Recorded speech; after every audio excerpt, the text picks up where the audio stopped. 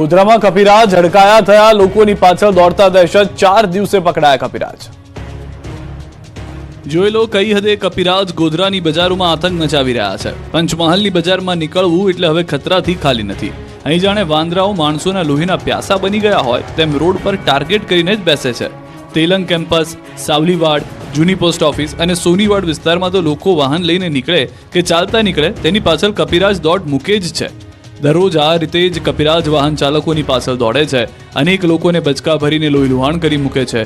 શહેરના મધ્યમાં આવેલા સાવલીવાડ સિવિલ હોસ્પિટલ તથા તેલંગ હાઈસ્કૂલની આસપાસના વિસ્તારમાં તો છેલ્લા 5 થી 6 દિવસથી એક હડકાયા વાંદરાએ આતંક મચાવી દીધો છે, જેના કારણે ત્યાંના સ્થાનિક રહીશ ઘરની અંદર રહેવા મજબૂર બન્યા છે। જ્યારે હડકાયા વાંદરાએ 6 લોકોને બચકા ભરી ગંભીર પ્રકારે ઇજાગ્રસ્ત કર્યા છે। માત્ર 3 દિવસમાં જ 12 થી વધુ લોકો પર હુમલો કરતા ગોધરામાં રીતસરના લોકો વાંદરાથી ડરી રહ્યા છે। લોકોમાં ફફડાટ ફેલાયો છે। લોકો પોતાના ઘરથી બહાર નીકળતા ડરે છે। બાળકો સ્કૂલે જઈ શકતા નથી। ત્યારે લોકોએ આ અંગે વન વિભાગને ફરિયાદ કરતા વન વિભાગે તેલંગ કેમ્પસમાં પાંજરું ગોઠવી કપિરાજને પકડવા અને ઇન્જેક્શન મારફતે બેશુદ્ધ કરવા પ્રયાસ કરવામાં આવ્યો છે। સુરતમાં ટ્રેનમાં બેસવા મુસાફરોએ તોડફોડ કરી। ટ્રેનની અંદરથી મુસાફરોએ ન ખોલ્યો દરવાજો અને વિફર્યા સુરતના મુસાફરો। પછી શરૂ થઈ ટ્રેનમાં તોડફોડ। સુરત રેલવે સ્ટેશન પરથી મુંબઈ તરફ જઈ રહેલી અજમેર દાદર ટ્રેનના જનરલ કોચનો દરવાજો ખોલવા મુદ્દે મુસાફરો વચ્ચે માથાકૂટ થઈ। અજમેર બાંદ્રા સુરત સ્ટેશનના પ્લેટફોર્મ નંબર 4 પર ઊભી રહેતા જ ટ્રેનમાં બેસવા માટે મોટી સંખ્યામાં મુસાફરો ટ્રેનના દરવાજા પર પહોંચી ગયા। ટ્રેનમાં બેસવા માટે પડાપડી થઈ, પરંતુ બેસવા માટે મુસાફરોએ જનરલ કોચનો દરવાજો ખોલવા જણાવ્યું। આ દરમિયાન અંદરથી 2 યુવકો દરવાજો ખોલવાનો પ્રયત્ન કરતા જોવા મળ્યા। આ દરમિયાન અન્ય મુસાફરોએ વિરોધ કરી દરવાજો ખોલવાનો ઇનકાર કરતા મામલો ગરમાયો। આ દરમિયાન એક યુવક દ્વારા પેન્ટ ખોલીને અશ્લીલ હરકત કરવામાં આવતા મુસાફરો વિફર્યા। ટ્રેનનો દરવાજો ખોલવા માટે મુસાફરો દ્વારા રીતસર ટ્રેનમાં તોડફોડ કરવામાં આવી। બારીઓના કાચ અને લોખંડની ગ્રીલ તોડી નાખવામાં આવી। આ ઘટનામાં રેલવે પ્રોટેક્શન ફોર્સે 5 અને રેલવે પોલીસે 1ની અટકાયત કરી હતી। તમામને કોર્ટમાં રજૂ કરાતા દંડ ફટકાર્યો હતો। હાલ ટ્રેનના સ્ટોપેજમાં બદલાવ આવ્યો હોવાથી આરપીએફ અને રેલવે પોલીસનો સ્ટાફ પ્લેટફોર્મ પર તૈનાત જ હતો, તેથી તાત્કાલિક તેઓ જનરલ કોચ પાસે પહોંચી મામલો થાળે પાડ્યો હતો। જોકે ટ્રેન ઉપડી જતા મુસાફરોએ એક ચેન પુલિંગ કર્યું હતું। બીજી તરફ સુરતના ઉત્તરાયણ રેલવે સ્ટેશન પર પેસેન્જરોએ હોબાળો મચાવ્યો। સુરત ભરૂચ મેમો ટ્રેન મોડી થતા પેસેન્જરોનો પિત્તો ગયો। ઉપરથી રેલવે સ્ટેશન દ્વારા યોગ્ય ઉત્તર ન અપાતા હોબાળો મચ્યો। પેસેન્જરો માટે રેગ્યુલર તેમજ અન્ય ટ્રેનોના સ્ટોપેજ આપવામાં આવે તેવી માંગ છે। સુરતમાં રામ મંદિર તોડી પડાતા રોષ, સ્થાનિકો રડી પડ્યા। સુરતના સચિન વિસ્તારની સોસાયટીમાં કંઈક આ રીતે મંદિર પર ફરી વળ્યું બુલડોઝર। સુરત શહેરના વોર્ડ નંબર 30માં આવેલા સચિન વિસ્તારની એક સોસાયટીમાં લોકોએ રામજી મંદિર બનાવ્યું હતું। સ્નેહ મિલન સોસાયટીના કોમન પ્લોટમાં સ્થાનિકોએ ભગવાન રામનું મંદિર બનાવ્યું। દરરોજ લોકો પૂજાપાઠ કરતા, લોકોની આસ્થા જોડાયેલી હતી। ત્યારે આ અંગે કોઈએ ફરિયાદ કરતા સુરત મહાનગરપાલિકાની ટીમ બુલડોઝર સાથે મંદિર તોડવા પહોંચી, જે દરમિયાન લોકોએ વિરોધ કર્યો।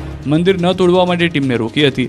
એસએમસીની ટીમ પોલીસ બંદોબસ્ત સાથે પહોંચી હતી। પોલીસે લોકોને સમજાવવા બાદ મહાનગરપાલિકાના બુલડોઝરે મંદિરને તોડી મેદાન સાફ કર્યું।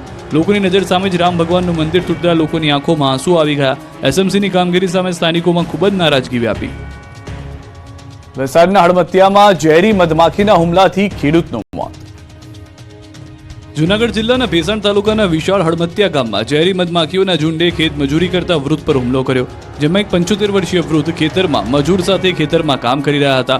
ત્યાં અચાનક જ ઝેરી મધમાખીઓના એક ઝુંડે વૃદ્ધ પર હુમલો કરતા ખેતરમાં કામ કરતા મજૂરોમાં નાસભાગ થઈ ગઈ, પરંતુ ખેતરમાં કામ કરતા 75 વર્ષીય વૃદ્ધ ચક્કા વાગેલા ભાગવા જતા પડી ગયા અને ઝેરી મધમાખીઓના ઝુંડે દાદાને ઘેરી લીધા। વૃદ્ધે બૂમાબૂમ કરતા આસપાસના અન્ય લોકો દ્વારા 108માં કોલ કરવામાં આવ્યો। એમ્બ્યુલન્સની મદદ માંગી, ત્યારે ગણતરીની મિનિટમાં 108 એમ્બ્યુલન્સ ઘટના સ્થળે પહોંચી। 108ના પાયલોટ અને ત્યાં હાજર એક વ્યક્તિએ પીપીઈ કીટ ઉપયોગ કરી હેલ્મેટ પહેરી અને વૃદ્ધ નજીક એમ્બ્યુલન્સ ખેતરમાં લઈ જઈ અને મહામહેનત વૃદ્ધને એમ્બ્યુલન્સમાં લેવામાં આવ્યા અને જરૂરી સારવાર અર્થે જૂનાગઢ સિવિલ હોસ્પિટલમાં ખસેડવામાં આવ્યા, જ્યાં 24 કલાકની સારવાર બાદ ઝેરી મધમાખીઓના ડંખથી વૃદ્ધનું મૃત્યુ નિપજ્યું હતું। ભાવનગરમાં ઢોર માલિકોની દાદાગીરી, પોલીસની હાજરીમાં ઘર્ષણ। ભાવનગરમાં ઢોર માલિકોએ ઢોર પકડવા આવેલા કર્મચારીઓ સાથે દાદાગીરી કરી। ભાવનગર શહેરના રોડ ઉપર એક તરફ રખડતા ઢોરના ડીંગાને કારણે વારંવાર અકસ્માતો બની રહ્યા છે, ત્યારે બીજી તરફ કોર્પોરેશન દ્વારા ઢોર પકડવાની કામગીરી કરતા આજે આઝાદનગર વિસ્તારમાં જવાહરનગર સોસાયટીમાં ઢોરના માલિકો દ્વારા કોર્પોરેશનના કર્મચારીઓ સાથે બોલાચાલી કરી।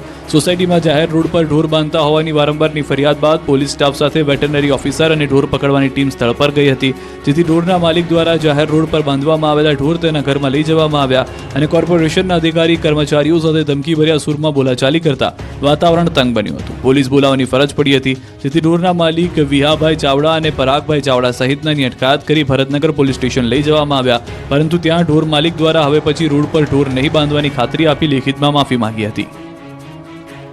સ્થાનિક સ્વરાજની ચૂંટણી પહેલા ફરી ક્ષત્રિય સમાજ મેદાને સીએમને મળ્યા. સ્થાનિક સ્વરાજની ચૂંટણી પહેલા ક્ષત્રિય સમાજ ફરી સક્રિય થયો છે. શુક્રવારે ગાંધીનગરમાં રાજપૂત સંકલન સમિતિના સભ્યો મુખ્યમંત્રી ભૂપેન્દ્ર પટેલને મળ્યા હતા. રાજપૂત સમાજ સંકલન સમિતિના સભ્યોએ સીએમ સાથે બેઠક કરી હતી, જેમાં ક્ષત્રિયોને સંગઠનમાં સ્થાન આપવા માંગ કરી. ક્ષત્રિય સમાજને સંગઠનમાં યોગ્ય સ્થાન મળે તે અંગે ચર્ચા કરી. વિધવા પેન્શન યોજનામાં વધારો કરવા માંગ કરી. તો ક્ષત્રિય સમાજ આગામી દિવસોમાં અન્ય રાજકીય પક્ષમાં પણ આ જ રજૂઆત કરશે. અલગ ભીલ પ્રદેશની માંગ પર બે આદિવાસી નેતાઓ વચ્ચે થઈ તડાફડી.